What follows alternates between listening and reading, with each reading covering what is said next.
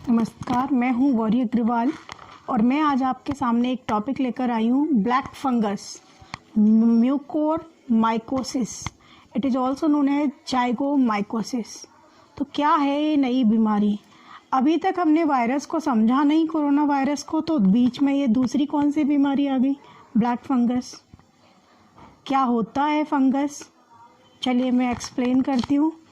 Fungus होता है dead decaying organic matter पे जब ये ग्रो करता है, यानी ये सड़े गले पदार्थों पर ये फंगस ग्रो करता है। फंगस को हिंदी में बोलते हैं फफूंद, जो कई कलर की होती है, वाइट कलर की, ग्रीन कलर की, ब्लू कलर की, ब्लैक कलर की। तो ये एक नई बीमारी आई है जिसको बोलते हैं काली फफूंद, ब्लैक फंगस। फंगस जो है वो dead decaying organic matter, waste material पे होती है, जो जैसे आपने देखा होगा अचार पे, मुरब्बा पे प्रेजेंट होती है, ब्रेड पे लग जाती है, उसको मोल्ड बोलते हैं। एक तो ग्रीनिश कलर की और वाइटिश कलर की लग जाती है, रोटी पे लग जाती है फफूंद, वही फफूंद है ये। अब ये बीमारी कैसे आई, क्या इसके पीछे रीज़न है, वो मैं आपको बताती हूँ। ब्लैक फंगस जो है ये एनवायरनमेंट में प्रेजेंट होता है। फंगस मिट्टी में होता है जनरली, पानी में भी पनप जाता है, जहाँ पे गंदगी है वहाँ पे भी ये सरवाइव करता है। ये एक्चुअली में अपना खाना खुद नहीं बनाता है, ये दूसरों पे डिपेंड करता है। तो ये जहाँ इसको खाना मिलता है वहीं पे ये ग्रो करने लगता है, वहीं पे ये सरवाइव करने लगता है। तो ये ब्लैक फंगस क्या है, ये ब्लैक फंगस कहाँ पे ग्रो कर रहा है और कैसे, इसके बारे में लोग बता रहे हैं कि कोरोना जो पॉजिटिव हुए हैं, जो ठीक हो गए हैं, उनको ब्लैक फंगस हुआ है। तो उसके पीछे का रीज़न क्या है? एक्चुअली में ये ब्लैक फंगस जो है ये पर्सन टू पर्सन नहीं फैलता है। ये जैसे वायरस था जो एक पर्सन से दूसरे पर्सन में स्प्रेड हो रहा था, लेकिन यहाँ पे ये एक पर्सन से दूसरे पर्सन में स्प्रेड नहीं हो रहा है, ये आपके एनवायरनमेंट में प्रेजेंट है। ये एयर के थ्रू इसके स्पोर्स जो हैं आपके बॉडी में जा रहे हैं, नेजल के थ्रू आपकी बॉडी में जा रहे हैं, या इनहेल जब आप कर रहे हो एयर को, ऑक्सीजन जब आप इनहेल कर रहे हो तो उस टाइम पे उसमें प्रेजेंट है। तो ये उन्हीं को जनरली अब क्यों हो रहा है कि जो कोरोना पॉजिटिव हुए, जो ठीक हो गए, और उनको ये ब्लैक फंगस हो रहा है। जनरली ये ब्लैक फंगस उनको हो रहा है जिनको सीवियर डिजीज़ है, जैसे जिनको डायबिटिक पेशेंट है, या जो कैंसर से पीड़ित हो चुके हैं, या जो अपना कोई ट्रांसप्लांट करा चुके हैं, या कोई जिसका इम्यून सिस्टम बहुत वीक है। तो इसके पीछे का रीज़न क्या है कि कोरोना वायरस पेशेंट, जब वो कोरोना पॉजिटिव पेशेंट जब ठीक होता है, यानी ठीक रिकवरी के लिए उसको डॉक्टर क्या देते हैं, उसको स्टेरॉइड प्रोवाइड कराते हैं। और वो स्टेरॉइड जो है वो आपके इम्यून सिस्टम को वीक करता है। रिकवर तो करता है लेकिन इम्यून सिस्टम को वीक करता है। डायबिटिक पेशेंट है, अब स्टेरॉइड जब मिल रहा है तो वो क्या करेगा, ब्लड बॉडी में ग्लूकोज का लेवल बढ़ा देता है।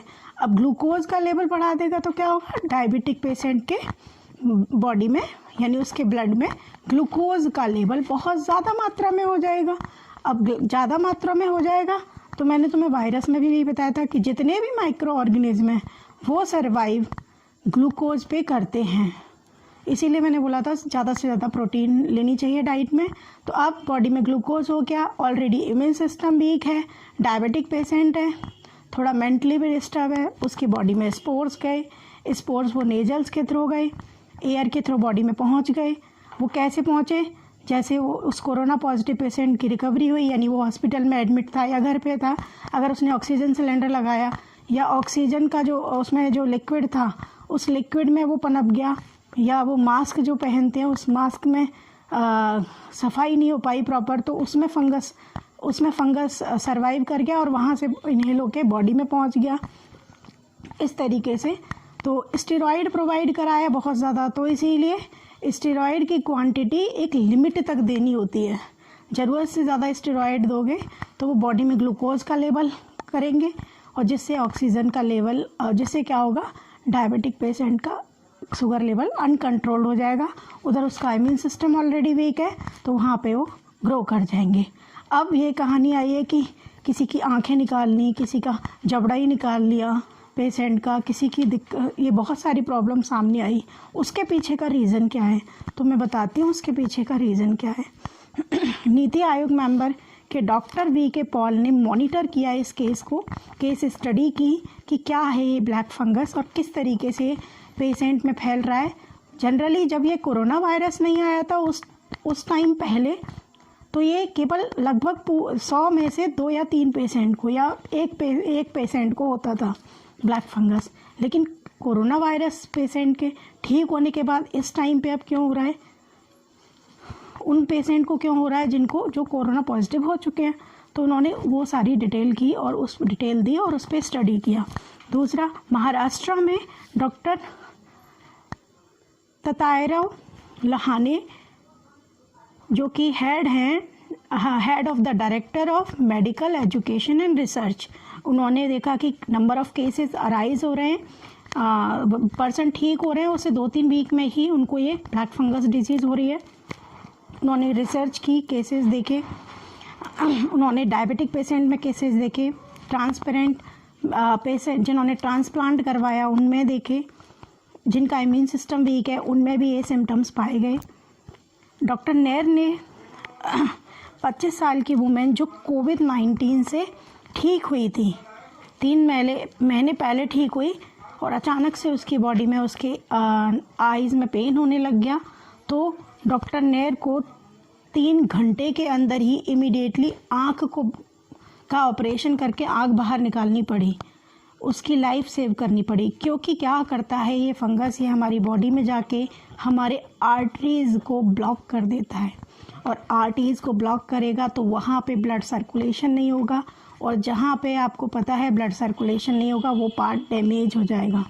अगर ये फंगस ब्रेन में, साइनस में ग्रो कर गया तो क्या होगा, यहाँ पेन होगा, रेडनेस होगी, आँखों के नीचे, नोज़ पे रेडनेस आएगी, एक साइड का जो फेशियल स्वेलिंग हो सकता है, सर में दर्द हो सकता है, वो सारी चीज़ें। तो इस तरीके से उनको इमीडिएटली ये करना पड़ा। तो हमें इससे कैसे बचाया जा सकता है, हमें इसके लिए एंटी फंगल मेडिसिन की ज़रूरत पड़ेगी। तो जो लोग डायबिटिक हैं, स्पेशली डायबिटीज़ है जिनको, उनको ध्यान रखना पड़ेगा, उनको ऑक्सीमीटर ले लें वो, और रेगुलरली उनको अपना SpO2 यानी ऑक्सीजन लेवल चेक करते रहें। जो कोरोना पॉजिटिव हुए हैं वो भी, जो नहीं हुए वो भी, क्योंकि जो कोरोना पॉजिटिव हुए हैं और वो भी डायबिटिक पेशेंट हैं, उनमें सबसे ज़्यादा ब्लैक फंगस पाया गया है इस टाइम पर। तो बी केयरफुल, घर पर रहें, सेफ रहें। धन्यवाद।